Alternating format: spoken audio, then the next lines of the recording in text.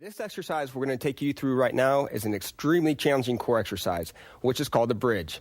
Now, traditionally, it's done with your feet on the ball, which is the most advanced way to do it. But to help you understand what stress you're trying to work against, we're going to take you through the first set on the floor, just so you can understand what you're working against. We're going to have Melissa demonstrate this for us. We're going to take you through 2 sets total. We'll give you 30 seconds rest between sets. So again, first set on the floor, figure it out, and then the second set, feet on the ball, which is twice as hard. So you ready to get started? Before we start, 5 per arm, and I want you to try to hold that arm up in the air for about 3 seconds. So let's get started. Melissa, you ready? Yes. Okay, here's how we get positioned. You're going to go on the floor, kneel down, start with your hands directly under your chest so your arms are vertical to the ground. You're going to step 1 foot out, wider than shoulders, and the other foot out, the same distance. Now you're flat as a board here. You want to tighten up those abs as hard as you can, and you're going to think about muscling that arm up straight over your head, just like so, and down. It's about a 3-second hold.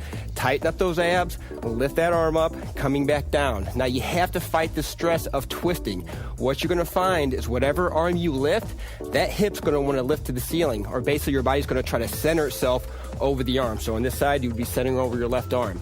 Fight that. Keep your shoulders level by squeezing your stomach. Good. Nice and slow.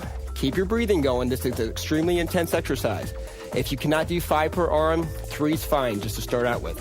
But doing this on the floor right now is teaching you how to fight that. You can understand that right now you're fighting that hip rotation, you're fighting that shoulder rotation. Good. All right. Okay, great job on that first set. Now, from right there, you should have kind of got an understanding of what stress you're trying to fight or what you're working against, which is hip and shoulder rotation. So on the second set, we're going to take you up on the ball. So we're going to go ahead and get up now. And we're going to bring the ball into play. And now what this does is it takes your feet out of it and only gives you your hand that 1 point of contact to the floor. So now you're going to have to work about 3 times as hard. If you're not ready for this, if you can't hold yourself up here, stay on the floor. You should understand that's challenging enough right now as it is. All right, Melissa, here we go. You're going to tighten up those abs. You're going to lift one arm up, Superman style, and balance. Excellent job. Back down. Now, you notice on this, yes, she's not staying perfectly square.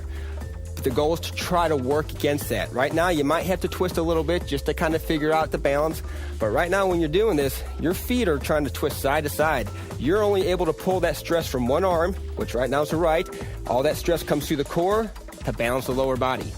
This is a high-performance exercise. So if you are not ready for this, please stay on the floor. Because if you're on the floor and you can't keep that hip from rotating at all, there's no way you will be able to perform this exercise.